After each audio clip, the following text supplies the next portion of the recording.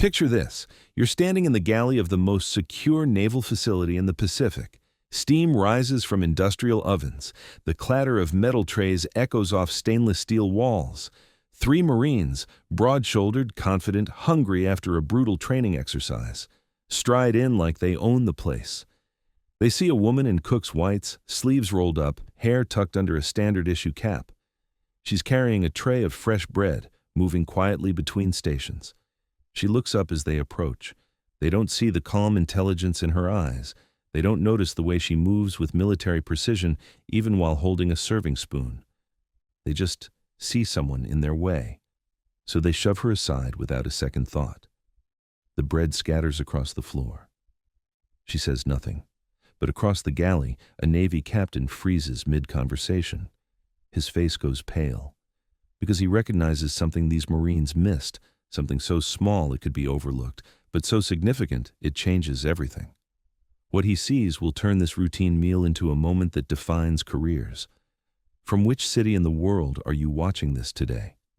If you enjoy stories of hidden power and quiet authority, make sure to subscribe. What happens in the next few minutes will leave the entire base standing at attention.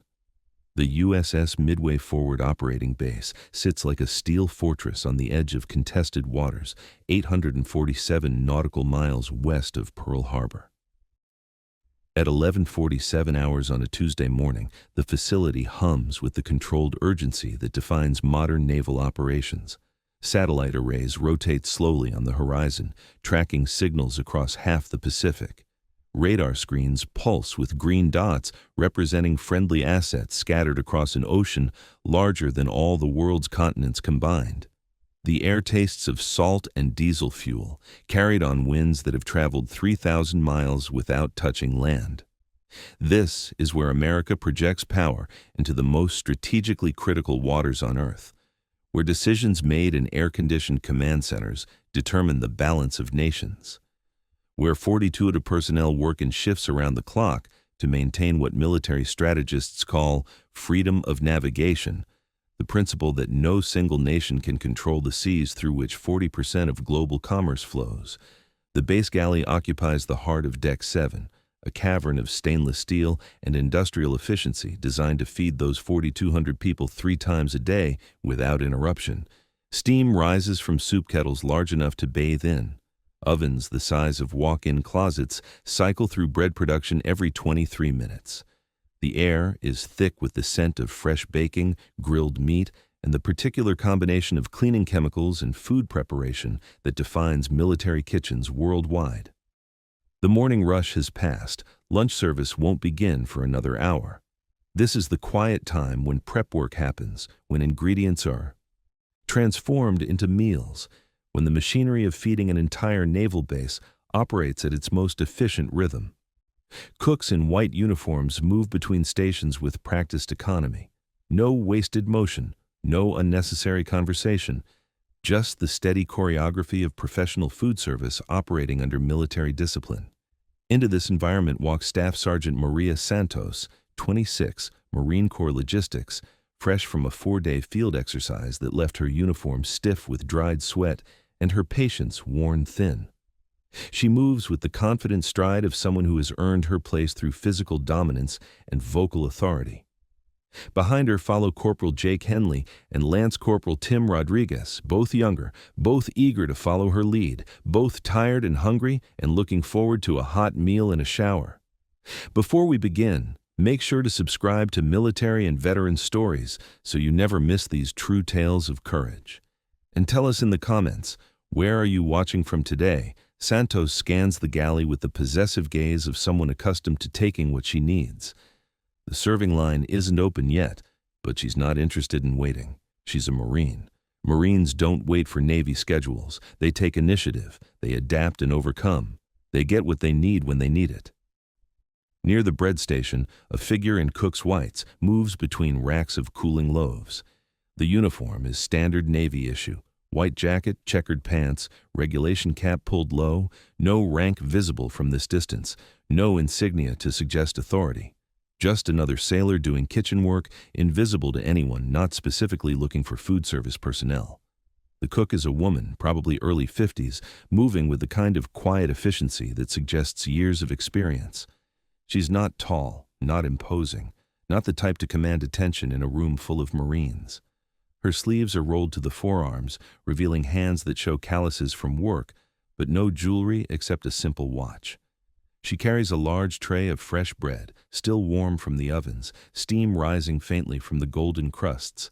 Santos doesn't see a person. She sees an obstacle between her and food. The cook looks up as the three Marines approach. Her eyes meet Santos's for a brief moment. There's something in her gaze, not fear, not deference, just calm assessment. She takes in their dirty uniforms, their aggressive posture, their assumption that this space belongs to them. She processes it all in the space of a heartbeat, then steps slightly to the side, continuing her work. It's not enough for Santos. The pathway is still partially blocked. The cook is still there, still occupying space that Santos wants to claim. Without hesitation, without thinking, Santos extends her hand and shoves.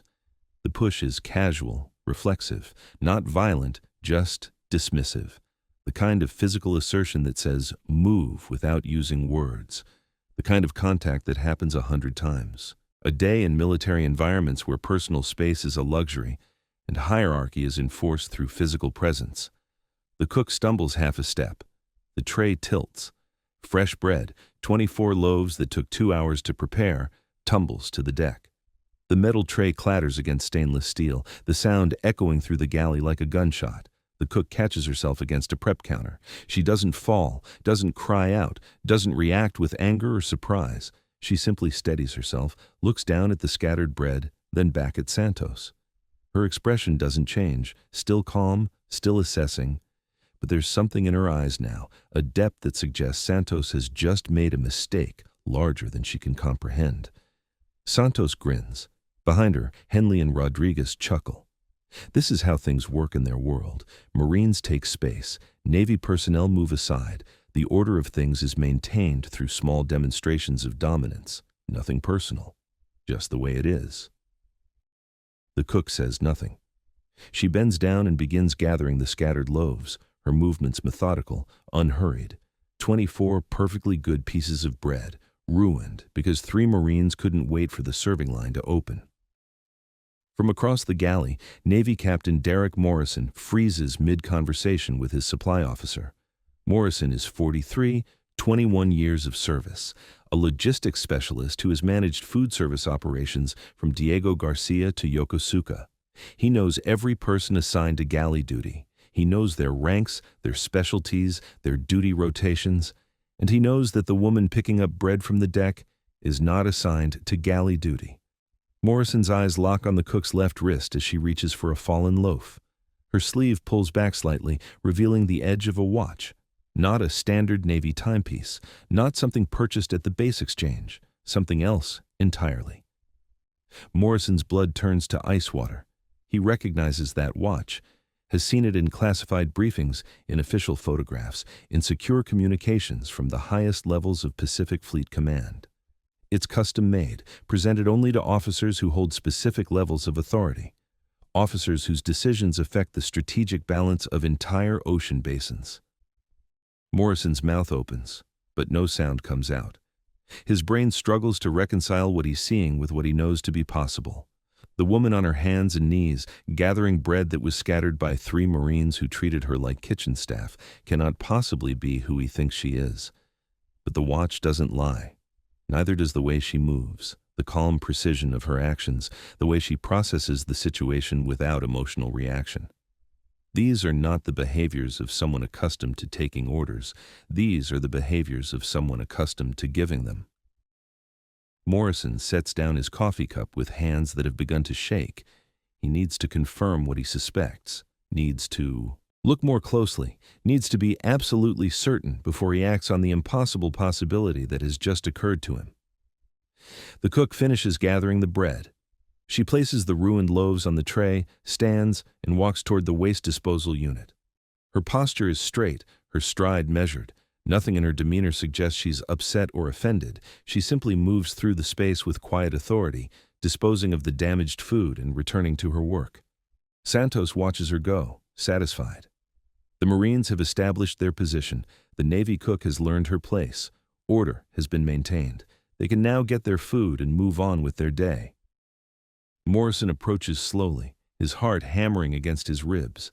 As he gets closer, more details become visible. The cook's uniform is perfectly pressed despite the galley environment. Her boots are regulation Navy, but they're not standard issue. They're officer quality, the kind that cost 3 times as much and last 3 times as long. Her posture is military straight even while performing kitchen tasks. And when she turns slightly, Morrison catches a glimpse of her profile. The face he has seen in countless official photographs, the features he recognizes from classified video conferences. The woman who, according to this morning's operational briefing, is supposed to be in her quarters reviewing intelligence reports, not in the galley wearing cook's whites and picking up bread that was scattered by Marines who have no idea they just committed what might be the most catastrophic breach of military protocol in the history of this base. Morrison's hands are trembling now. He pulls out his secure phone, scrolls to a classified directory, finds the photograph he needs to confirm what his eyes are telling him. The image loads. A woman in dress blue uniform, 4 stars gleaming on her collar, standing on the bridge of an aircraft carrier. Admiral Elena Vasquez, Commander United States Pacific Fleet, the same face, the same posture, the same calm intelligence in the eyes. Morrison looks up from his phone. The Admiral, because it is definitely her, there's no longer any doubt, has resumed her position at the bread station. She's preparing a fresh batch for the ovens, her hands working efficiently through tasks she obviously knows well. She's not here by accident. This is not a mistake in duty assignments. This is something else entirely. Something that makes Morrison's 21 years of Navy experience feel completely inadequate for what he's about to witness. Because 3 Marines just physically assaulted the officer who commands every naval asset west of Hawaii.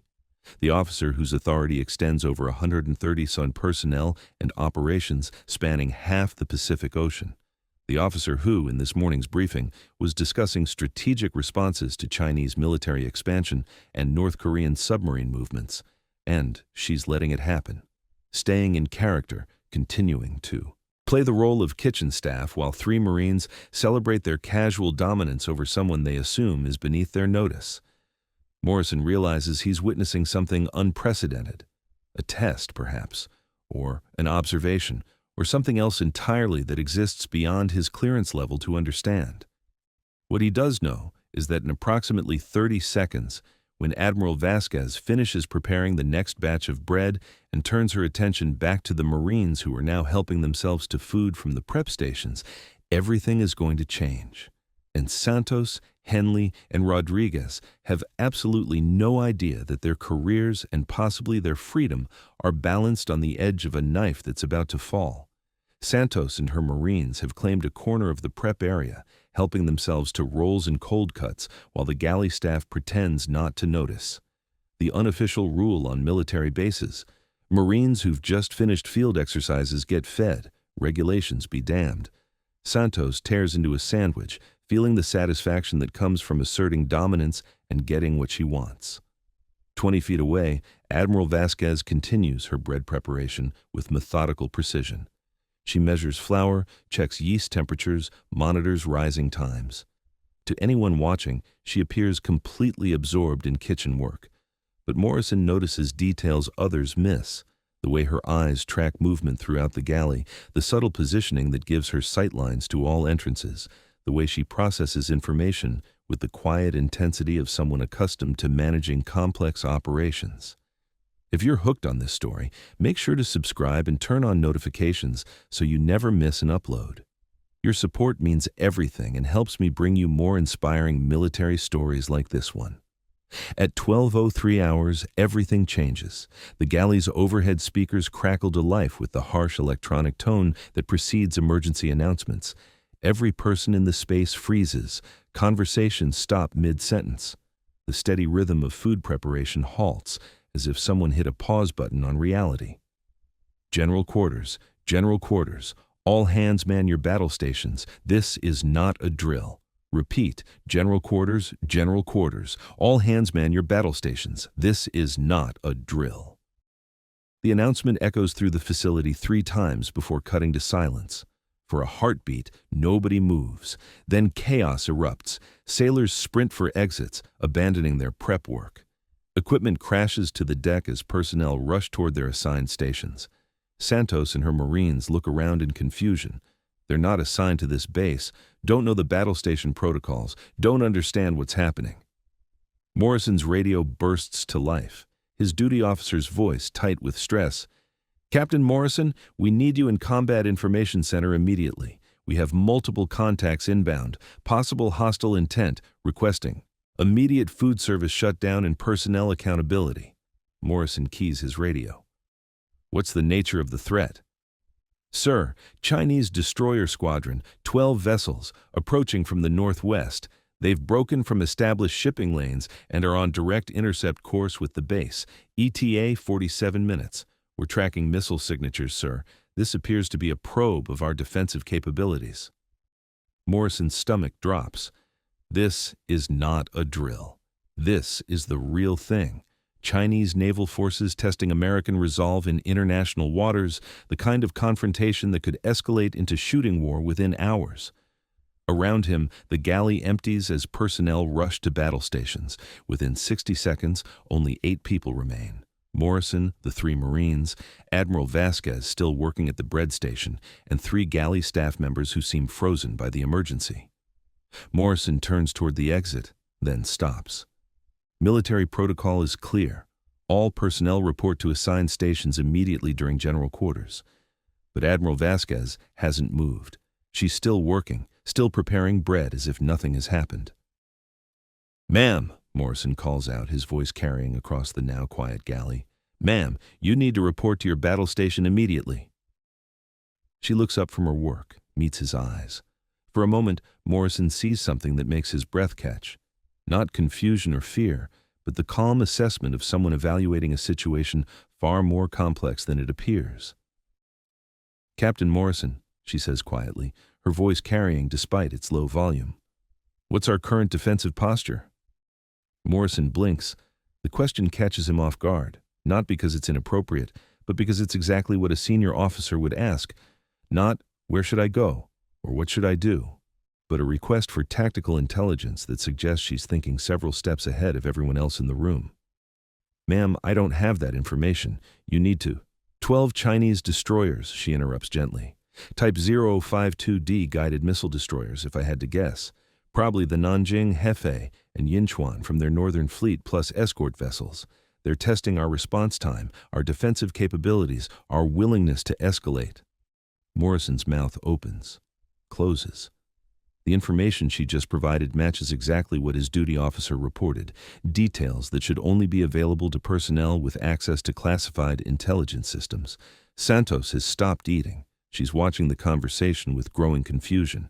Henley and Rodriguez stand behind her, equally baffled by the exchange between a Navy captain and what they still assume is kitchen staff.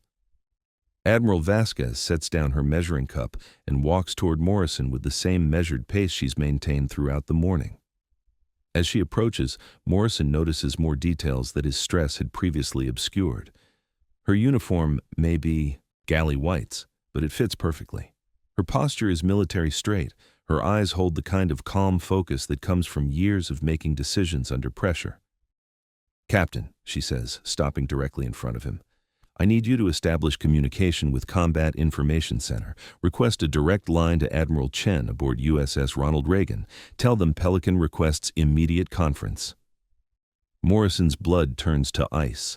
Pelican is a classified call sign.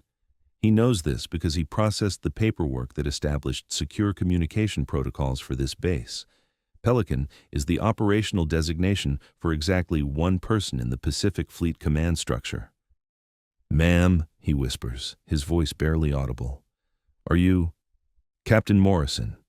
Her voice carries absolute authority now, the kind that doesn't request compliance but assumes it. "We have 45 minutes before those destroyers reach weapons range. I need that communication established in the next 3 minutes. Can you do that, or do I need to find someone who can?" Morrison's hand moves to his radio without conscious thought. Years of military conditioning override his confusion, his disbelief. his need for explanation. When a superior officer gives a clear order, you follow it. The questions come later. CIC, this is Captain Morrison. I need to establish secure communication with USS Ronald Reagan. Admiral Chen, requesting immediate conference for... He hesitates, looking at the woman in Cook's whites. For Pelican. The radio crackles with static. Then, Captain Morrison, say again? Did you say Pelican? Morrison looks at Admiral Vasquez. She nods once. Confirmed. Pelican requests immediate conference with Admiral Chen. Time-sensitive operational traffic. Stand by, Captain Morrison. Establishing secure link now. While they wait, Admiral Vasquez turns her attention to the three Marines. Santos, Henley, and Rodriguez stand in a tight group near the prep station, unsure whether to leave or stay, confused by the sudden shift in atmosphere. Staff Sergeant Santos, Admiral Vasquez says quietly. Santos startles. She hasn't introduced herself. Her name isn't on her uniform. There's no reason for a Navy cook to know who she is. Ma'am, do you know why those Chinese destroyers are approaching this base? Santos exchanges glances with her Marines. This is beyond her area of expertise. She's logistics, not intelligence, not strategy, not whatever this situation represents. No, ma'am, I don't. Admiral Vasquez walks to the large viewing window that overlooks the harbor. She gestures for them to join her. Reluctantly, still confused, the three Marines approach. Through the reinforced glass, they can see the harbor spread out below. Naval vessels at anchor, supply ships, patrol boats, the constant movement of military maritime operations. It looks normal, peaceful, exactly as it did an hour ago. This base represents American presence in the Pacific, Admiral Vasquez says, her voice quiet but clear. From here, we coordinate freedom of navigation operations across shipping lanes that carry 40% of global commerce. We monitor submarine movements from 6 different nations. We maintain deterrence against aggressive expansion by hostile powers. She points toward the horizon. Those 12 destroyers are testing whether that deterrence is real or just theater. Whether America will respond to provocation with strength or hesitation. Whether the people who serve here understand what they're defending. Santos feels something shifting in her understanding. This isn't a Navy cook explaining geopolitics. This is someone who thinks in terms of strategic deterrence, who understands the implications of Chinese naval movements, who speaks with the authority of someone accustomed to making decisions that affect international relations. Ma'am, Santos says carefully, who are you? Before Admiral Vasquez can respond, Morrison's radio crackles. Captain Morrison, we have Admiral Chen on secure line, patching through to your location now. A wall-mounted communication panel that Santos hadn't noticed before comes to life. A screen displays the bridge of an aircraft carrier. A Chinese-American man in Navy dress uniform appears, his face serious. This is Admiral Chen, USS Ronald Reagan. I understand Pelican is requesting conference. Admiral Vasquez steps into view of the camera. When Admiral Chen sees her, his entire demeanor changes. He straightens, his expression shifting to one of complete attention. Admiral Vasquez, ma'am, I wasn't expecting to hear from you directly. Santos feels the world tilt sideways. Admiral, not cook, not kitchen staff. Admiral. Admiral Chen, she replies, her voice carrying the calm authority Santos now realizes has been there all along. What's our current disposition regarding the Chinese formation approaching Grid 77 Alpha? Ma'am, we're tracking 12 vessels, Type 052D destroyers with escort craft. They've deviated from established shipping lanes and appear to be conducting reconnaissance of base defensive capabilities. We've scrambled air assets and moved 2 submarine assets to intercept positions. Stand down the submarines, Admiral Vasquez orders immediately. Do not move subsurface assets into position. This is exactly what they want. Evidence of American submarine capabilities and response protocols. Admiral Chen frowns. Ma'am, if they achieve weapons range without deterrent positioning... Admiral Chen. Her voice carries the weight of absolute command. I am not concerned about their weapons range. I am concerned about giving them intelligence they can use against us in future encounters. They want to know how we respond to provocation. Our submarine movements tell them everything about our capabilities. She steps closer to the camera. What's the weather forecast for the next 2 hours? Admiral Chen looks confused by the apparent change of subject. Ma'am, partly cloudy. Wind from the northwest at 15 knots. Visibility 8 miles. Perfect conditions for air demonstrations, Admiral Vasquez says. I want you to launch a full squadron of F-35s, not for intercept, for training exercises. Have them conduct routine maneuvers exactly 40 nautical miles from the Chinese formation. Let them see our air assets operating at normal capacity, nothing more. Ma'am, that seems like a minimal response to Admiral Chen. Her voice becomes steel wrapped in silk. The Chinese destroyers are conducting a probe. They want us to escalate. They want us to reveal our defensive capabilities so they can study our response patterns and develop countermeasures. If we respond with overwhelming force, they learn what we're capable of. If we respond with minimal force, they learn what we consider adequate deterrence. She pauses, letting her logic settle. But if we respond with routine training operations that happen to occur near their formation, they learn nothing except that American naval aviation continues normal operations regardless of their presence. That sends a different message entirely. Santos watches this exchange with growing amazement. She's witnessing strategic military decision-making at the highest level, watching someone coordinate response to international crisis with the same calm precision she brought to bread preparation. Admiral Chen nods slowly. Understood, ma'am. Launching training squadron in 15 minutes. What about base defensive posture? Maintain normal readiness. Cancel general quarters in 10 minutes. Resume standard operations. I want those Chinese captains to look at this base and see American military personnel going about their business without panic, without escalation, without giving them the reaction they're hoping for. Ma'am, with all due respect, are you certain that's adequate? Admiral Vasquez smiles. It's small, brief, but genuine. Admiral Chen, I've been dealing with Chinese naval provocations since before you graduated from Annapolis. Trust me when I tell you that the most powerful response is sometimes no response at all. The communication ends. The screen goes dark. The galley falls silent except for the hum of equipment and the distant sounds of the base returning to normal operations.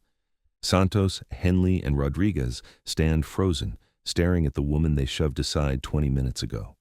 The woman who just coordinated American naval response to potential international crisis while wearing kitchen whites and smelling like fresh bread. Morrison breaks the silence. Admiral Vasquez, ma'am, I need to report this incident. No, Captain Morrison. She turns from the communication panel, her expression calm. You need to return to your duties. I'll handle any necessary reporting. Ma'am, 3 Marines physically contacted a flag officer without authorization. This requires... Captain. Her voice carries gentle but absolute authority. What this requires is for you to resume normal galley operations, so that when Chinese intelligence analyzes this base's response to their probe, they see a facility that continued feeding its personnel without interruption. That's the message we're sending. Morrison hesitates, clearly torn between protocol and direct orders from someone whose authority extends far beyond his understanding. Finally, he nods. Yes, ma'am. Admiral Vasquez returns to the bread station. She picks up her measuring cup, resumes the work that was interrupted by international crisis. Her movements are exactly as precise as before, as if coordinating naval responses to foreign provocation is simply another routine task. Santos finds her voice. Ma'am, I need to apologize. Not yet, Staff Sergeant. Admiral Vasquez doesn't look up from her work. First, you need to understand what just happened. Then, you can apologize. The 3 Marines stand in stunned silence, watching a flag officer prepare bread dough, while Chinese destroyers approach American territorial waters, while F-35s launch from aircraft carriers, while the strategic balance of the Pacific Ocean shifts in response to decisions she made from a galley while wearing Cook's whites. Outside, they can hear the sounds of the base returning to normal. General quarters has been canceled. Personnel are resuming regular duties. To anyone watching from those Chinese destroyers, USS Midway Forward Operating Base appears completely unaffected by their presence, which was exactly the point. The galley has settled into an uneasy quiet.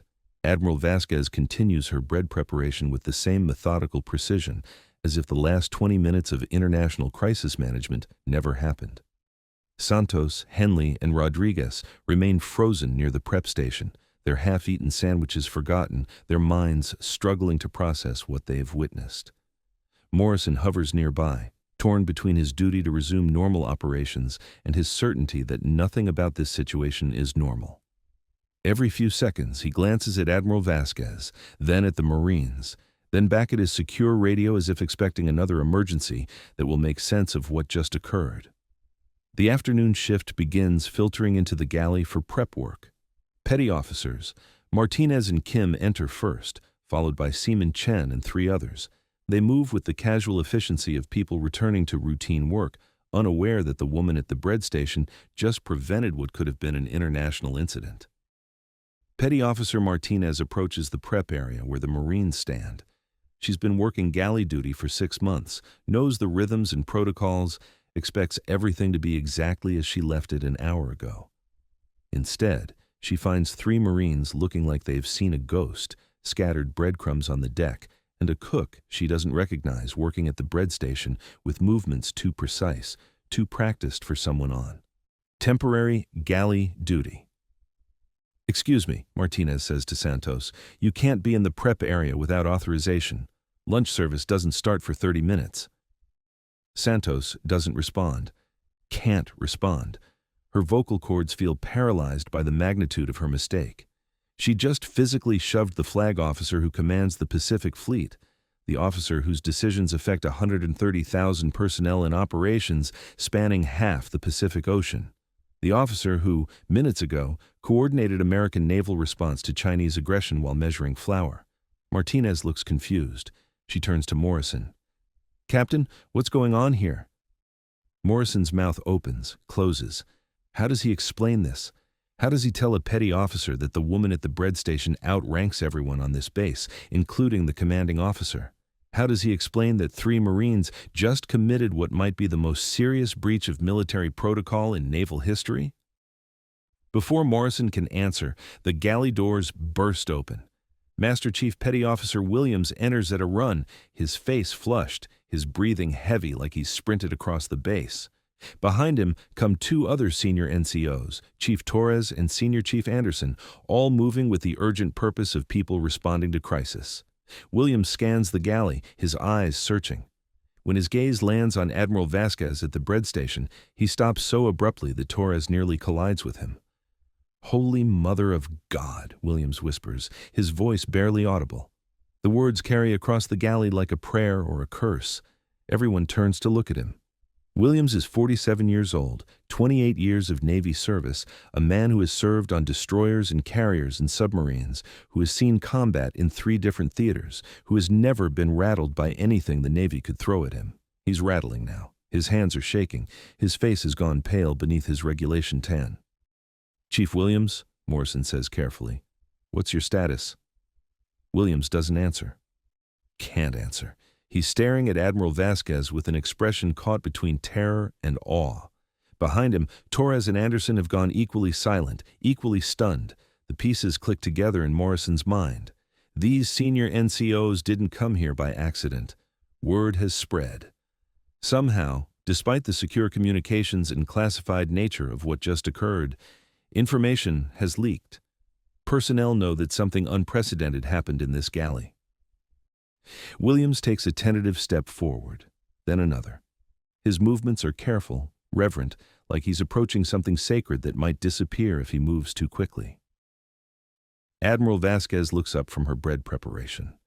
When she sees Williams, recognition flickers in her eyes. She sets down her measuring cup and turns to face him. "Master Chief Williams," she says quietly, her voice carrying the same calm authority she's maintained throughout the morning.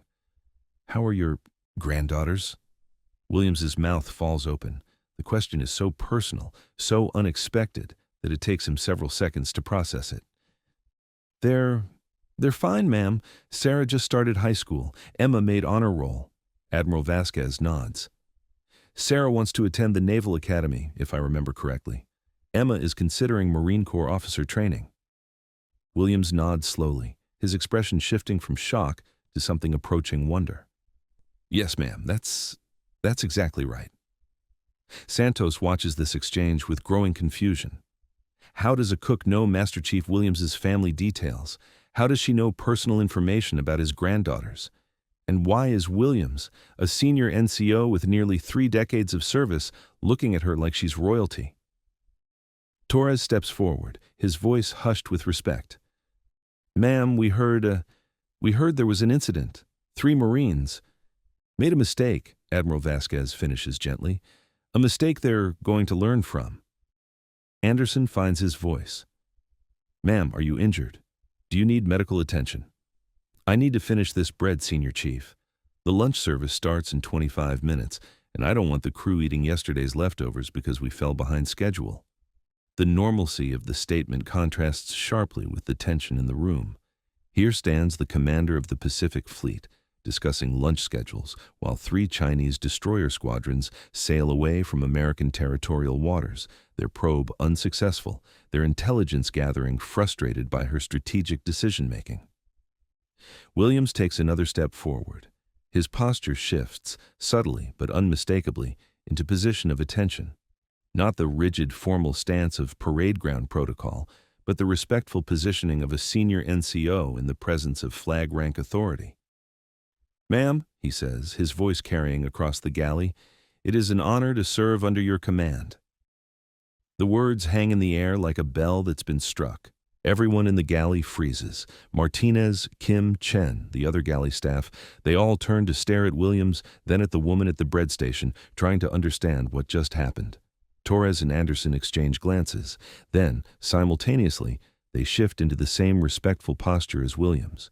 3 senior NCOs, representing nearly 80 years of combined Navy service, standing at attention in the presence of someone they clearly recognize as deserving of their highest respect. Admiral Vasquez regards them calmly.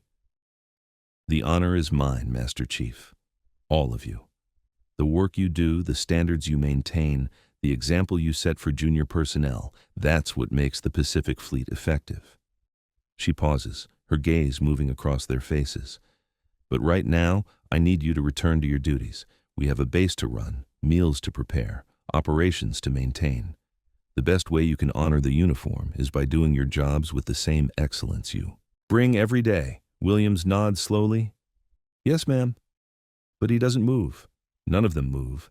They remain in position, offering the kind of silent respect that can't be commanded, only earned through years of leadership that has proven itself worthy. Martinez breaks the silence. Ma'am, she says hesitantly, I don't understand. Who are you? Admiral Vasquez looks at her, then at the other galley staff members who have been watching this exchange with growing bewilderment. I'm someone who wanted to see how this galley operates when no one important is watching, she says quietly. I wanted to understand the people who feed this base, the standards they maintain, the pride they take in their work. She gestures toward the bread she's been preparing. What I found is exactly what I hoped to find. Professional food service personnel who take pride in feeding their shipmates. People who understand that their work matters, that keeping this crew properly fed is essential to maintaining operational readiness. Her gaze moves to Santos, Henley, and Rodriguez.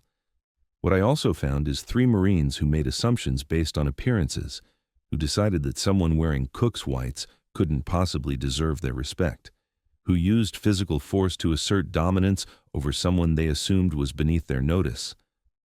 The words land like artillery shells. Santos feels each one physically, a weight in her chest that makes breathing difficult. Admiral Vasquez continues, her voice remaining calm but carrying the authority of absolute command.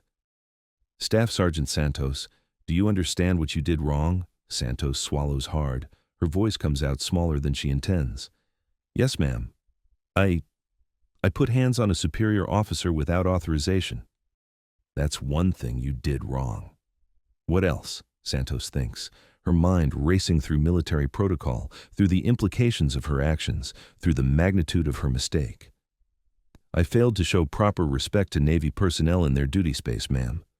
What else? The question hangs in the air. Santos realizes that Admiral Vasquez isn't just asking for an inventory of protocol violations. She's asking for something deeper, something that goes to the core of what just happened. I made assumptions, Santos says slowly. I assumed that someone wearing cook's whites wasn't important. I assumed that because I couldn't see rank insignia, the person didn't deserve respect. Admiral Vasquez nods. And what does that tell you about yourself, Staff Sergeant? The question cuts to the bone. Santos feels tears threatening, but she blinks them back.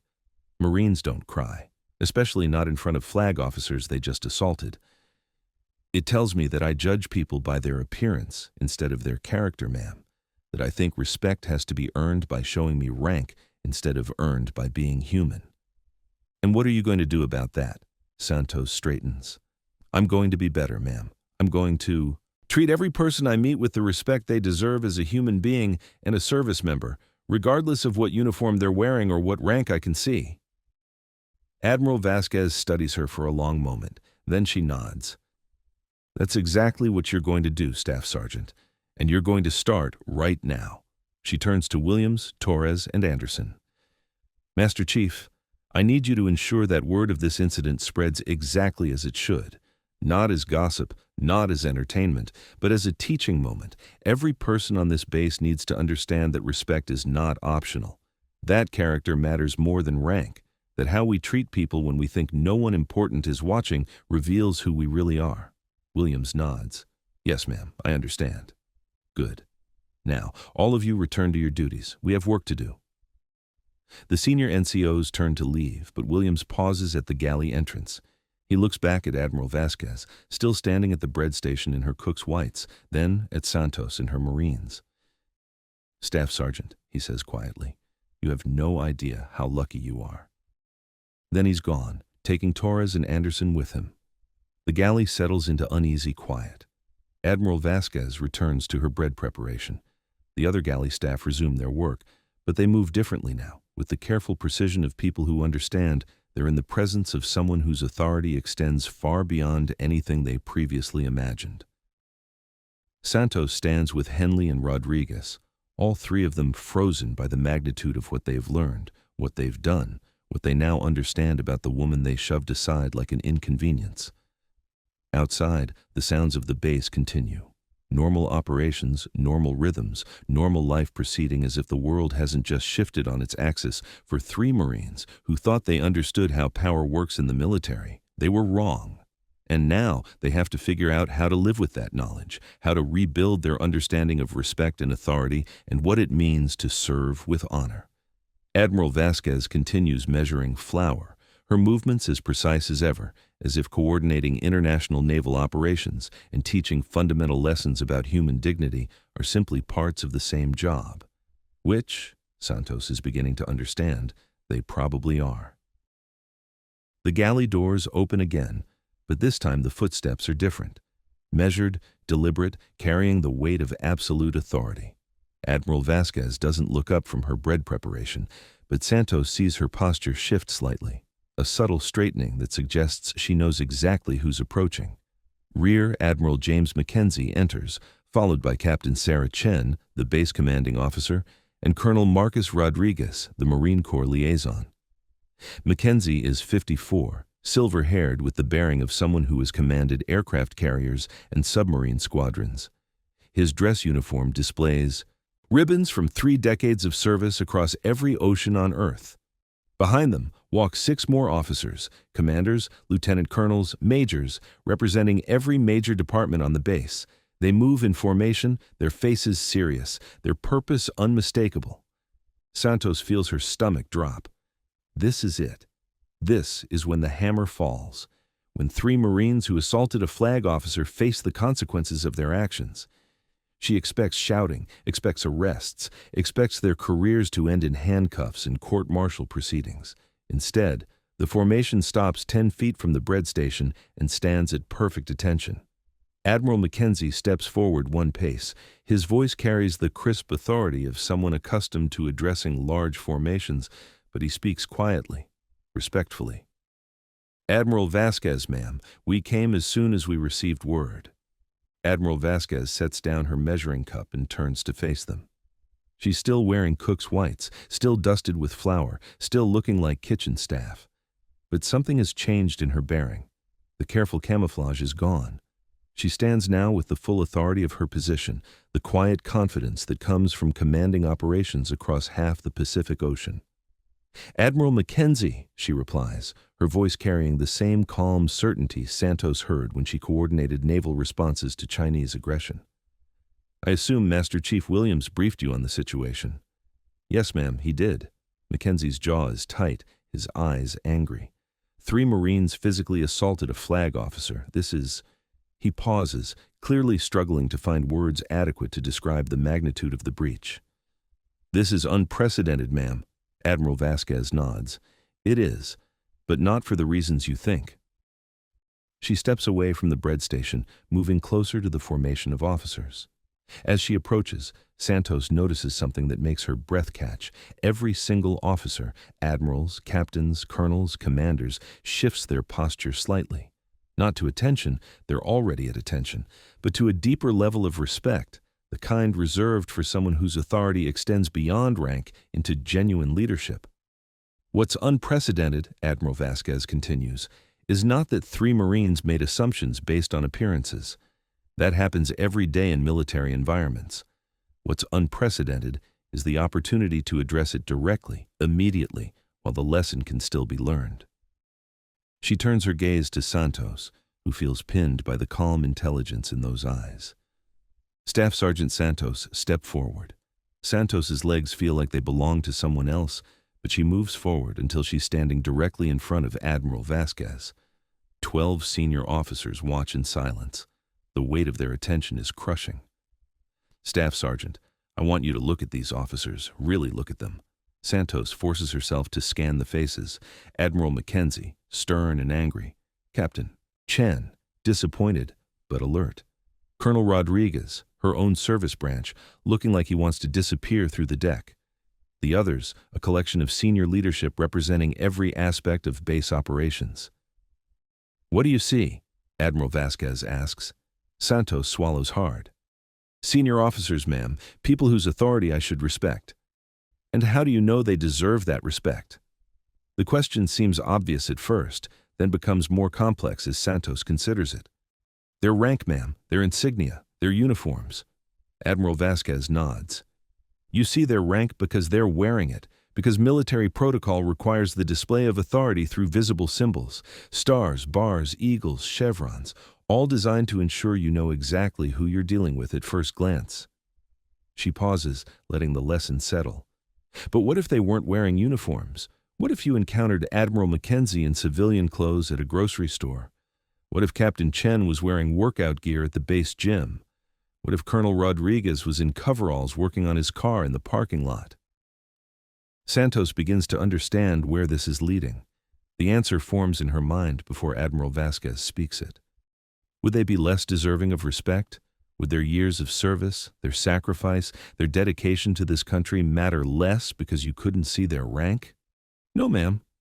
"Then why did my uniform matter, Staff Sergeant? Why did the fact that I was wearing Cook's whites make it acceptable to shove me aside? Why did my apparent lack of rank justify treating me as an obstacle instead of a person?" The question hangs in the air like an indictment. Santos feels the weight of it, feels the eyes of 12 senior officers watching her grapple with the implications of her actions. "Because I was wrong, ma'am," she says quietly. "Because I thought respect had to be earned by showing me authority instead of earned by being human." Admiral Vasquez steps closer. Her voice becomes gentler, but no less authoritative. "Staff Sergeant Santos, in 23 minutes, those Chinese destroyers will be beyond our territorial waters. Their probe will be complete. They'll return to their home port with intelligence about American naval capabilities and response protocols." She pauses, making sure Santos is following. "But they won't have the intelligence they came for, because instead of escalating the situation and revealing our defensive capabilities, we responded with routine training operations that told them nothing useful. The mission was successful because we understood that sometimes the most powerful response is no response at all." Santos nods, not sure where this is leading, but understanding that every word carries weight. "What you did to me this morning was exactly what those Chinese captains were trying to do to this base. You saw what appeared to be weakness, someone without visible authority, and you decided to assert dominance. You pushed because you thought you could. You took space because you assumed no one important would stop you. The parallel hits Santos like a physical blow. She sees it now, understands the lesson being taught. The difference, Admiral Vasquez continues, is that those Chinese captains retreated when they realized their assumptions were wrong. They didn't escalate. They didn't double down on their mistake. They learned what they needed to learn and withdrew. She looks directly into Santos's eyes. The question now is whether you're smart enough to do the same, whether you can learn from this mistake and become better, or whether you're going to spend the rest of your career making the same assumptions about people you think don't matter. Santos feels tears threatening again, but this time she doesn't fight them. The magnitude of the lesson, the generosity of being taught instead of simply punished, the understanding that she's being offered a chance to grow instead of being destroyed. It overwhelms her. "Ma'am," she says, her voice thick with emotion, "I want to learn. I want to be better." Admiral Vasquez studies her for a long moment, then she nods. "I believe you do, Staff Sergeant, and I'm going to give you the opportunity to prove it." She turns to address the formation of officers. "Gentlemen, ladies, what happened here this morning was not an assault on a flag officer. It was a teaching moment that revealed something important about how we train our personnel to recognize and respect authority." Her voice carries across the galley with the clarity of someone accustomed to addressing large groups. "We teach our people to salute rank, to follow the chain of command, to respect the symbols of authority. But we don't teach them that every person they encounter, regardless of uniform, regardless of visible rank, deserves basic human dignity and respect." She pauses, letting the words sink in. Staff Sergeant Santos made a mistake, but it's a mistake that reveals a systemic issue in how we approach respect and authority.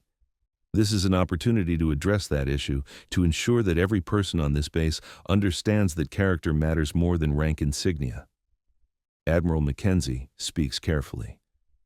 "Ma'am, with all due respect, assault on a flag officer requires formal disciplinary action. Military justice doesn't allow for—" Admiral Mackenzie. Her voice carries the quiet authority of someone who outranks everyone in the room. "Are you questioning my assessment of this situation?" Mackenzie straightens. "No, ma'am. I'm simply ensuring that proper protocol is followed. The proper protocol is whatever I determine it to be. And what I determine is that Staff Sergeant Santos, Corporal Henley, and Lance Corporal Rodriguez will spend the next 30 days on temporary duty assignment to galley operations." She looks at the 3 Marines. "You will work alongside the food service personnel you treated as beneath your notice.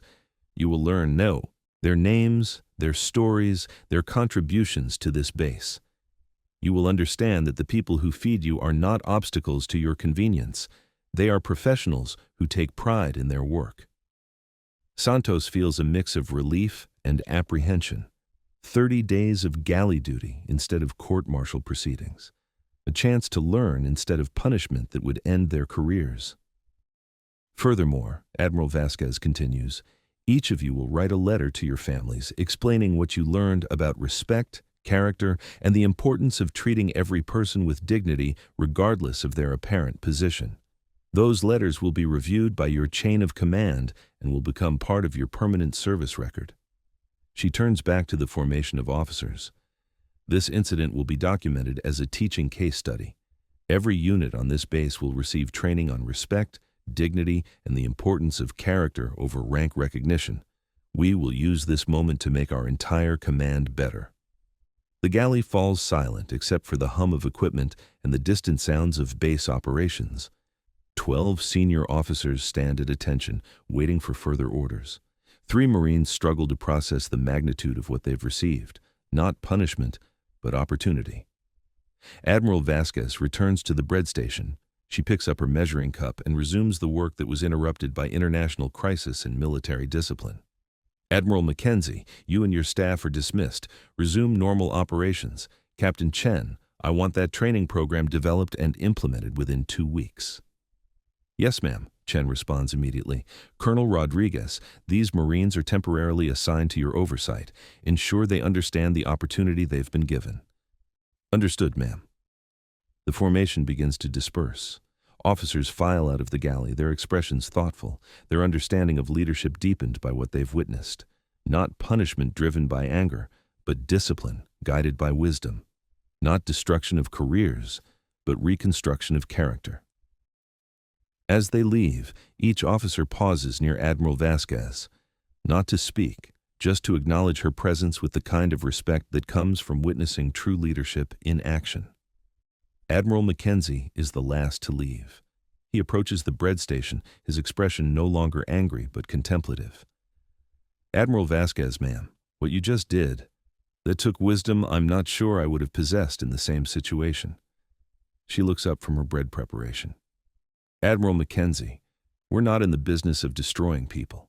We're in the business of building them into something better than they were. Sometimes that requires punishment. Sometimes it requires teaching. The art is knowing which approach serves the greater good. Mackenzie nods slowly. Yes, ma'am, I'll remember that. He leaves. The galley settles into quiet again. Admiral Vasquez continues her work, her movements as precise as ever, as if managing international crises and transforming military personnel through discipline are simply different aspects of the same job. Santos, Henley, and Rodriguez remain near the prep station, unsure what to do, uncertain what comes next, grateful beyond words for the chance they've been given.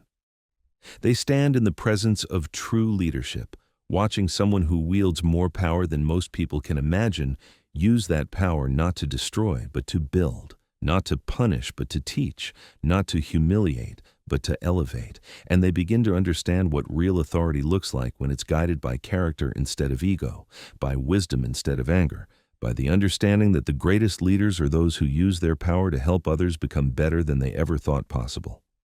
3 weeks into their galley assignment, Santos stands at the same bread station where she first encountered Admiral Vasquez.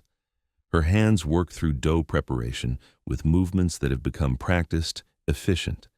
The calluses on her palms tell the story of 21 days spent learning what it means to feed 4,200 people 3 times a day without fail. Beside her, Henley operates the industrial mixer with the focused attention of someone who has learned that every task, no matter how seemingly mundane, requires precision and pride. Rodriguez manages the prep station with quiet efficiency, his movements economical, purposeful, stripped of the casual arrogance that characterized his previous interactions with Navy personnel. The morning shift moves around them with the easy rhythm of professionals who have accepted 3 Marines into their workspace. Not welcomed at first, the galley staff knew exactly who they were and what they had done, but gradually acknowledged as the Marines proved they were willing to work, to learn, to contribute, rather than merely endure their punishment. Petty Officer Martinez approaches Santos with a supply requisition. 3 weeks ago, she would have been nervous about interacting with Marines who had a reputation for taking what they wanted without asking. Now she treats Santos like any other galley worker, professional but friendly. Santos, we're running low on whole wheat flour. Can you handle the inventory request? Copy that, Santos replies, wiping her hands on her apron. I'll get the paperwork started. It's a small interaction, unremarkable in the context of daily galley operations, but it represents something larger, the transformation of relationships built on mutual respect rather than assumptions about rank or service branch. Santos has learned the names of every person who works in this galley. She knows that Martinez has a daughter starting college next year, that Seaman Chen sends half his pay to support his elderly parents, that Chief Petty Officer Williams takes night classes to finish his bachelor's degree after 28 years of service. She has learned that the people who feed this base are not obstacles to convenience, but professionals with stories, ambitions, families, dreams that extend far beyond the industrial kitchen where they spend their working hours. The galley doors open. Admiral Vasquez enters, but this time she's in proper uniform. Dress blues with 4 stars gleaming on her collar, ribbons representing 3 decades of naval service displayed with precision. She moves through the galley with the same measured pace Santos remembers, but now the illusion is gone. Everyone knows exactly who she is. The galley doesn't stop working. The morning shift continues their tasks with professional focus, but their movements carry an added precision, the kind that comes from knowing they're being observed by someone whose opinion matters at the highest levels of naval command. Admiral Vasquez stops at the bread station. Santos turns to face her, no longer confused about protocol, no longer uncertain about how to address flag rank authority. Admiral Vasquez, ma'am. Good morning. Good morning, Staff Sergeant Santos. How are you finding galley operations? Santos considers the question. 3 weeks ago, she would have answered with military courtesy, telling the Admiral what she thought was expected. Now she answers with honesty. It's harder than I thought it would be, ma'am. The precision required, the timing, the attention to detail. I didn't understand how complex it is to feed this many people consistently. Admiral Vasquez nods. And what else have you learned? That I made assumptions about people based on their jobs instead of their character. That every person who works here takes pride in what they do, regardless of whether it looks important to outsiders. She pauses, organizing her thoughts. I learned that respect isn't something you give to people because of what they can do for you. It's something you give because they're human beings who deserve dignity. Admiral Vasquez studies her for a moment. Show me what you've learned to make.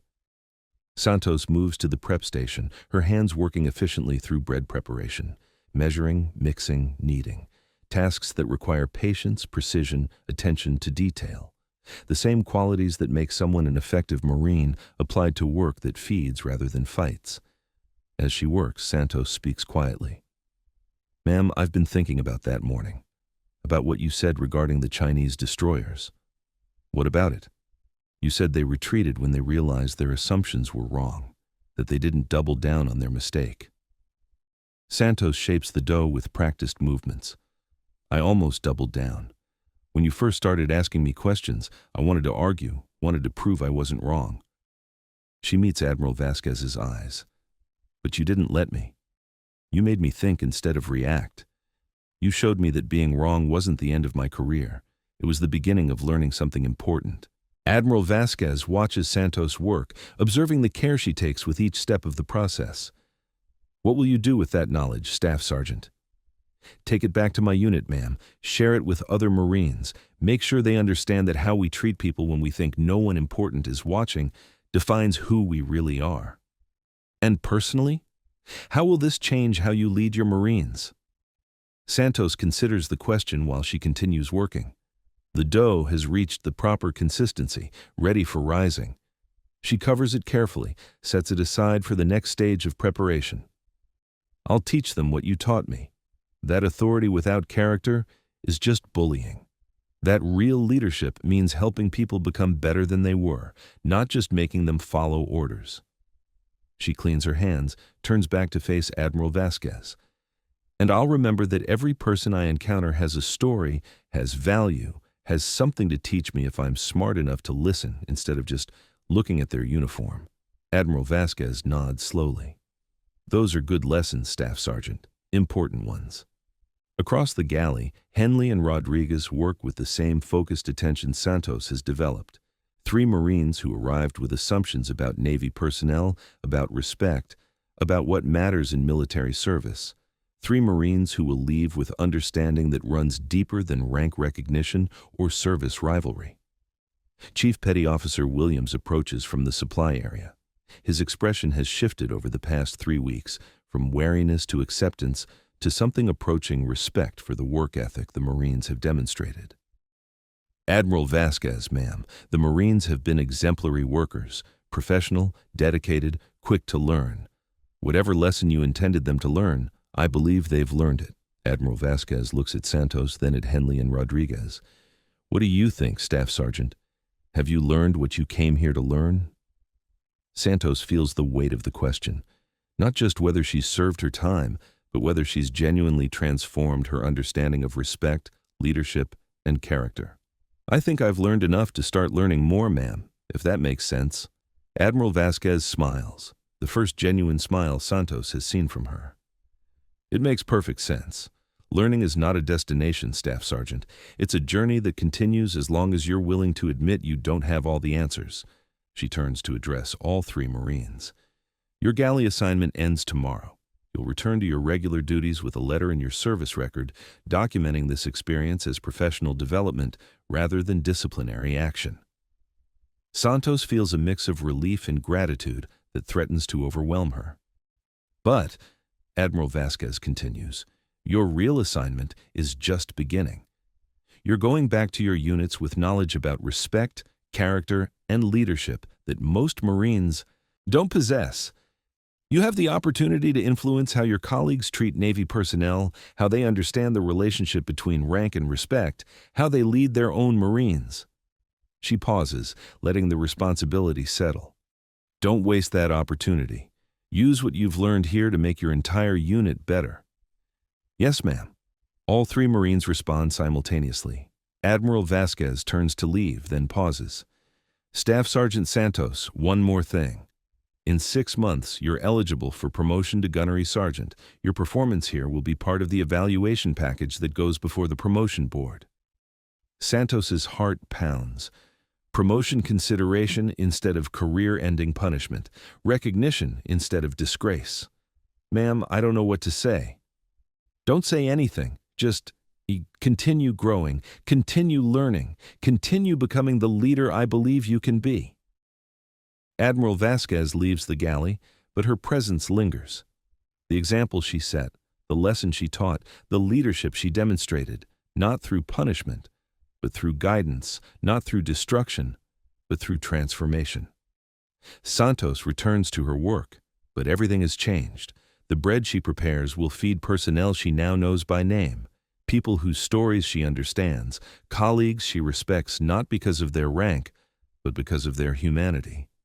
6 months later, Gunnery Sergeant Maria Santos stands in front of a platoon of Marine recruits at Camp Pendleton.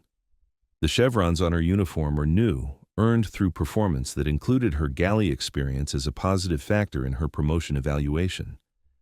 She looks out at 30 young Marines, eager to prove themselves, full of assumptions about hierarchy and respect, and what it means to serve in the world's finest fighting force. "Before we begin today's training," she says, her voice carrying the authority of experience earned through mistakes and growth, "I want to tell you about a Navy cook who taught me the most important lesson of my military career." The Marines listen with the focused attention of people who understand they're about to learn something significant. It wasn't a lesson about tactics or weapons or combat effectiveness. It was a lesson about character, about who you are when you think no one important is watching, about the difference between commanding respect and earning it. She tells them about the galley, about the woman in Cook's Whites, about the moment she realized she had made the biggest mistake of her career and been given the opportunity to learn from it instead of being destroyed by it. "The woman I shoved aside was Admiral Elena Vasquez, commander of the Pacific Fleet. She could have ended my career with a phone call. Instead, she chose to teach me something that made me a better Marine, a better leader, and a better person." The recruits listen in stunned silence, understanding that they're hearing something important, something that will shape how they approach every interaction for the rest of their careers. The lesson is this: every person you encounter deserves respect, not because of their rank, not because of what they can do for you, but because they're human beings who have chosen to serve something bigger than themselves.